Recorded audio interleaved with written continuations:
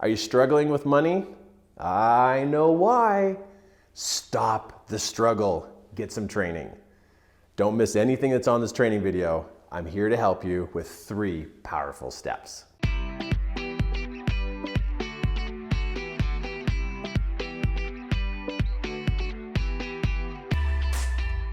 Let's talk about your money problems. And you clicked on this video because you have some money problems and you're trying to figure out your money problems. Well, you're not alone. There's a lot of people who have money problems. And why is it that there are some people who don't have money problems, right? What do they do different than what you're doing? What are they doing different? What did they figure out? Oh, I know. Let's use what everybody else says. They're lucky. Most people will use one of 2 descriptions about people who have money. Number 1, they're lucky, or number 2, they're cheating. It's like, what? What? That doesn't really give us any foundational principles for any of us to be able to correct our money problems.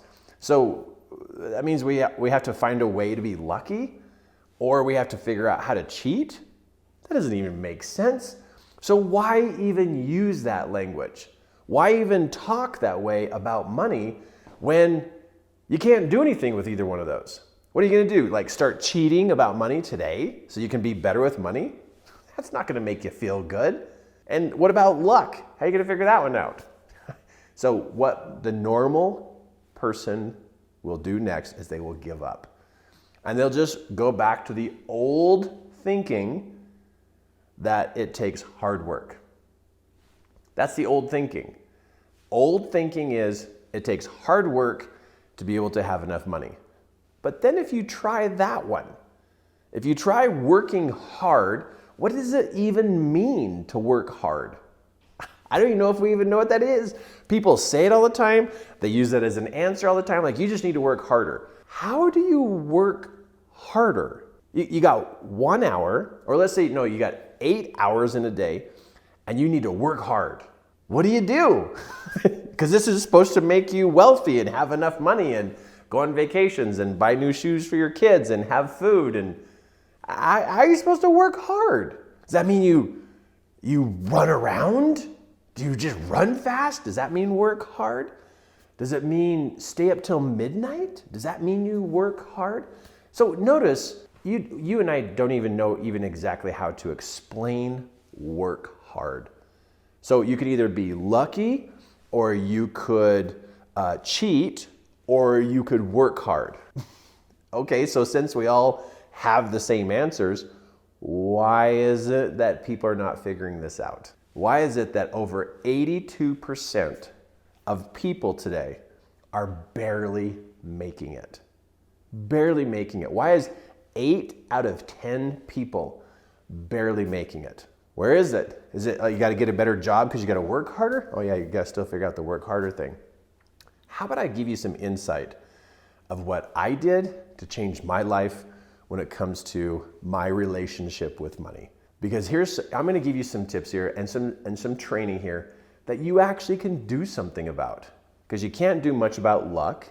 I don't even know if you know how to even cheat properly. So you're going to fail there. And then if you get caught, you're in trouble. So luck's not going to work. Cheating's not going to work. And working hard, wow, does that mean you just need to be sweaty all day? I don't know. So you don't even have actual information of how to change your life when it comes to your money problems, do you?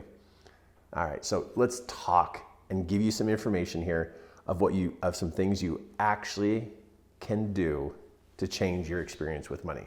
Number 1 problem with people and money is people have their emotions and money tied together. Money is an emotional experience for a lot of people. 8 out of 10 people have emotional experiences with money.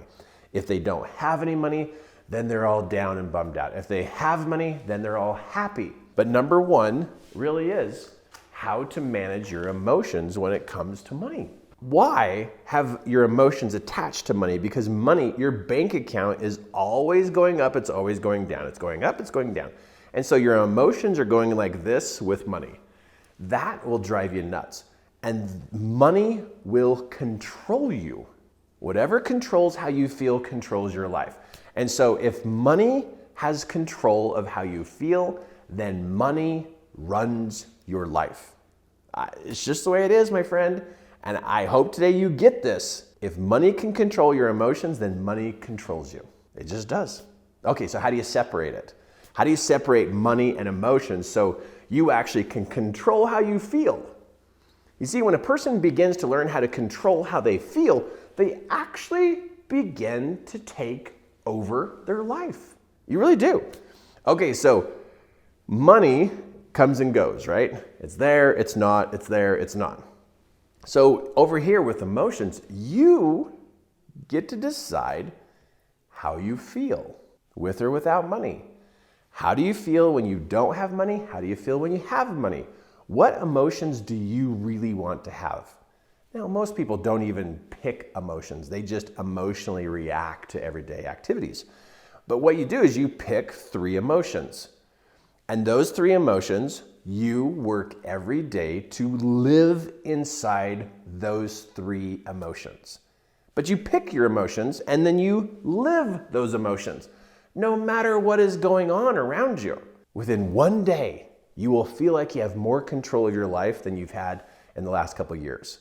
You choose how you feel because how you feel influences and affects everything around you. Everything around you. So you choose 3 emotions of what you're going to feel during the day. Now, this is a step-by-step process, so this is going to add up for you in how you're going to help manage money in your life. The next one is stop blaming others about your money problems. If you don't have any money and you blame your boss because you don't have enough money, that makes you a victim. And victim energy or victim attitude is not a creation type of thinking.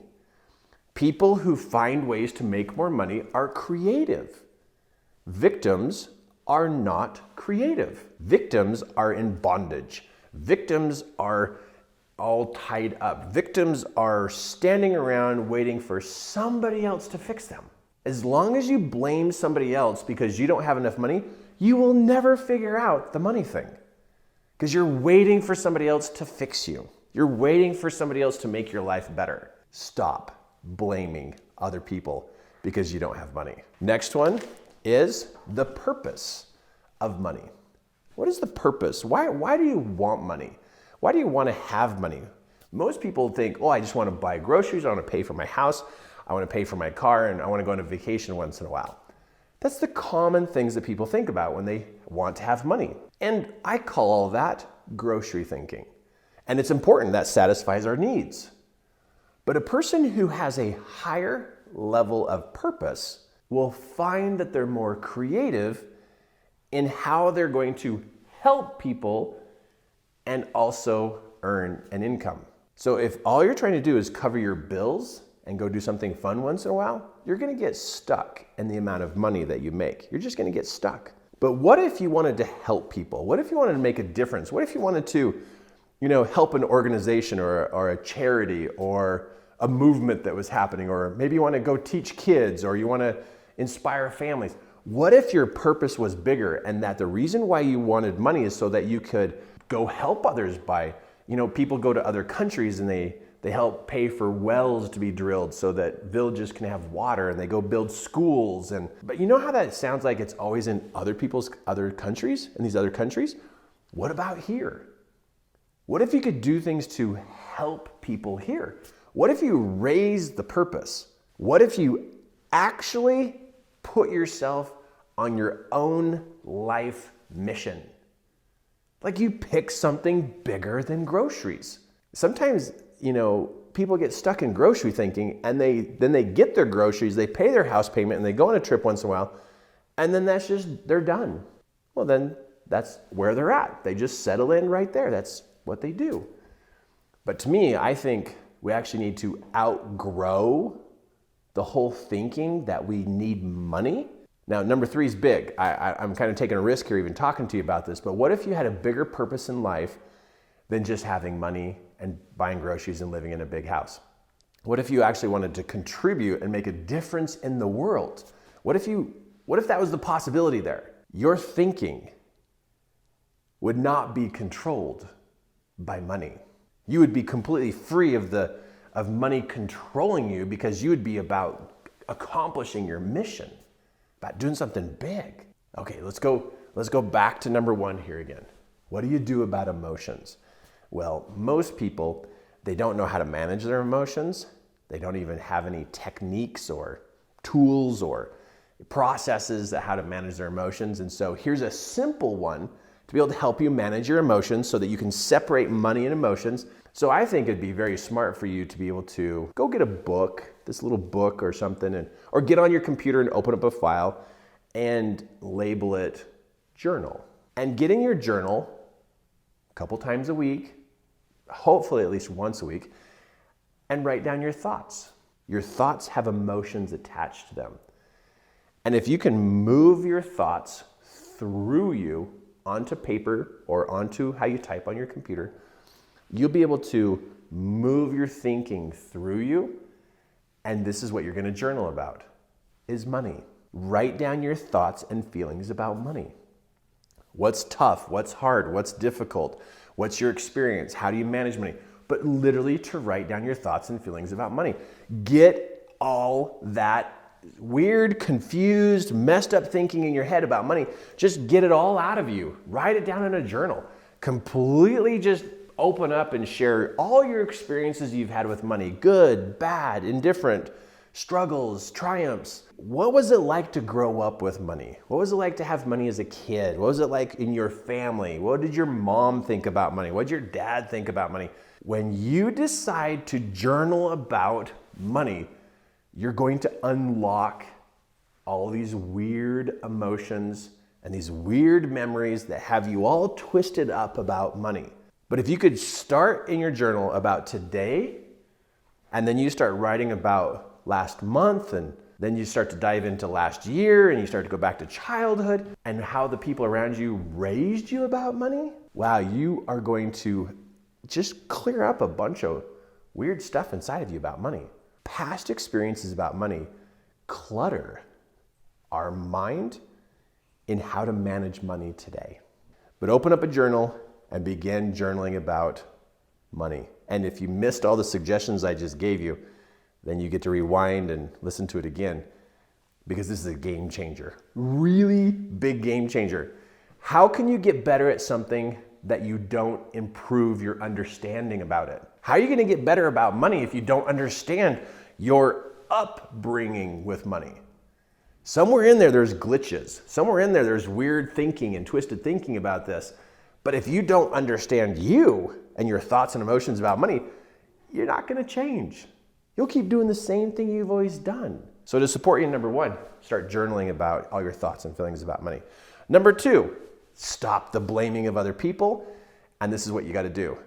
You will know that you stopped blaming other people when you start looking at yourself about what you must improve about you and money. You got to improve you. Number 1, you probably don't manage your money very well and balance your accounts. You probably don't have a budget. You probably can't say no and you just spend money wherever you want to spend money. Number 4, you probably don't even carry money. You probably don't even know where all your money is. And then number 5, you probably don't even give to any charities. You don't have to give a lot. But these 5 challenges here that you probably don't do any of that. But yet you blame somebody else because you don't have enough money. How do you expect to have more when you don't care for what you currently have? And how do you expect to have more when you don't even share a small portion of what you currently have? Because one of the secrets about money is you share. That's why I brought up the contribution side. So those 5, if you missed them, you get to rewind. You get to watch this again. Because I just laid out to you why you don't even have a chance to even improve your experience with money. You won't get to experience higher amounts of money until you become a better steward over the money you currently have. Okay, and then one more time on this last one. Maybe think of something bigger out there that you could contribute to. Maybe think about other people's problems, other people's challenges. Maybe think about serving them and helping them, and not make every day about you just having money. What will happen is if you become a problem solver for other people and decide to have a higher purpose, you'll find that your mind is mostly wrapped around how to help other people, and then it makes it easier to make money, earn money.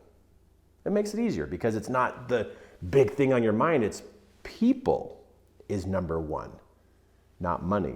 Money can be number 2, 3, 4, or 5, but put people as number one. When I mentor and I coach somebody who struggles with money, the first step is we gotta move people to be number one.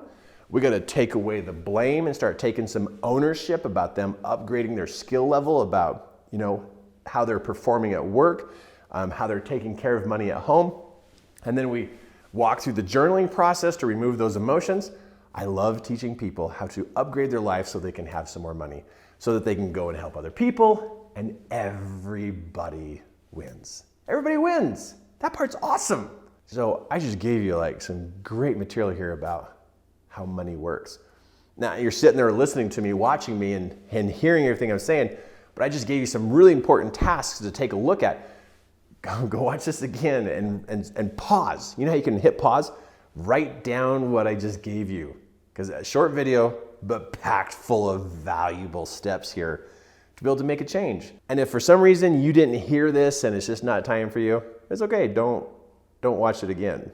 But if you're ready and you're tired of having money problems, man, I just laid it out to you here in a really beautiful way. The part I hope you understand is this, is that whatever your money situation is right now, you can change. It can change. It does not have to stay the same. You have the power to change any part of your life, any part. And that's why I'm here for you. That's why I'm here sharing with you. That's because I care about you. All you did is you got on my channel, or you found the video, or your friend sent you to this video and you click play, or you check this out. It didn't even cost you anything to even watch this video. But here I'm mentoring you and helping you at a very, very high level. So go watch this again, write down the steps, take some action on what you're doing here. Well, hey, if you like what you're learning here, definitely subscribe, because I've got more I'm sharing with you as the days go on. Wow, I've got some great training for you. It's gonna help you with some real life experiences. Not just cute ideas, but real life experiences. So subscribe, click that button so you don't miss any of the training videos I have coming out to you. And of course, here's something you may want to be very, very interested in. I teach a live event here in Salt Lake City, Utah. It's called Master Your Influence. And powerful class to be able to master who you are, to have some self-mastery so that you can improve your life. 3-day live course.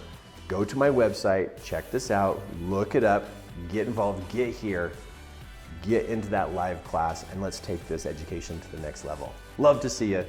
I'm here to help, here to make a difference in your life, because you don't have to sit on these problems any longer. You can do something about it.